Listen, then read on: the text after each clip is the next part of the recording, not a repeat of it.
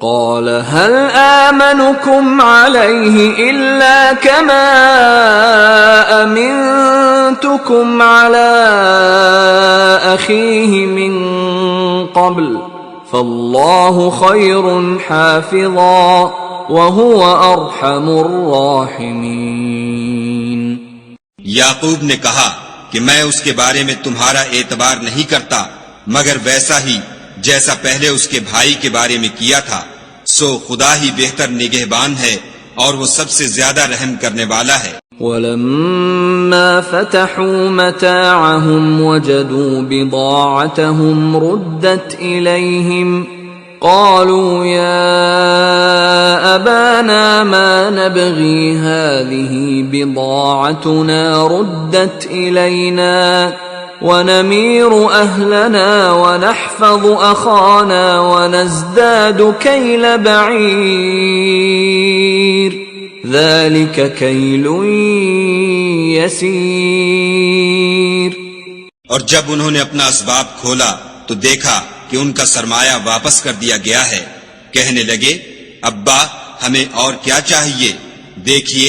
یہ ہماری پونجی بھی ہمیں واپس کر دی گئی ہے، اور اب ہم اپنے اہل و عیال کے لیے پھر غلہ لائیں گے اور اپنے بھائی کی نگہبانی کریں گے، اور ایک بار شتر زیادہ لائیں گے کہ یہ غلہ جو ہم لائے ہیں تھوڑا ہے۔ قال لن أرسله معكم حتى تؤتون موثقا من الله لتأتونني به إلا أن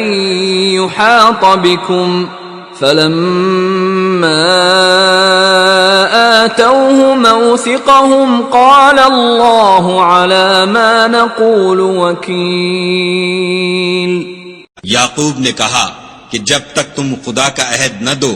کہ اس کو میرے پاس صحیح و سالم لے آؤ گے میں اسے ہرگز تمہارے ساتھ نہیں بھیجنے کا، مگر یہ کہ تم گھیر لیے جاؤ یعنی بے بس ہو جاؤ تو مجبوری ہے۔ جب انہوں نے ان سے عہد کرایا تو یعقوب نے کہا کہ جو قول و قرار ہم کر رہے ہیں اس کا خدا ضامن ہے۔ وقال يا بني لا تدخلوا من باب واحد وادخلوا من أبواب متفرقة وما أغني عنكم من الله من شيء